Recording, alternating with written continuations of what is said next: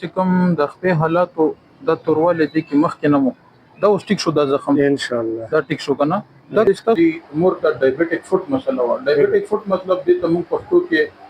شوګر کې چې خپه خراب شي یا شوګر کې چې خپل زخمونه جوړ شي د مریضان هم کتلې وي دوی نه اکثر د خپې ګوتې کټ کېږي د ګوتو چې کوم د خپل ګوتې دي هغه کټ کېږي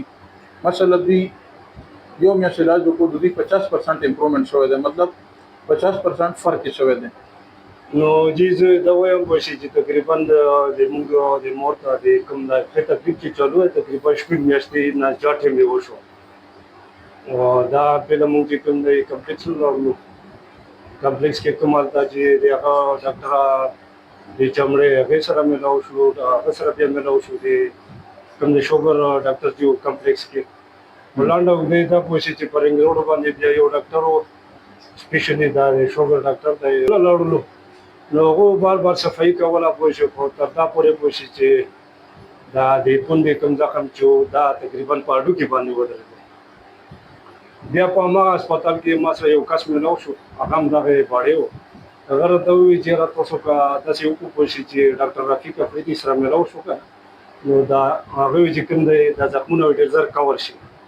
نو هغه پته راغله و حساب کتاب سیستم باندې کوی کړل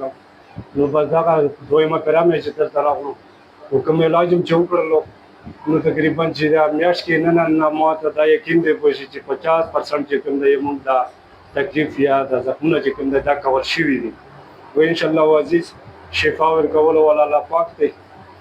رفیق صاحب دا ما امید ته کوشش چې دا و ان شاء الله به زر کول شي ان شاء الله موږ دا مور خو چې کوم دا وې کټې دونه بچ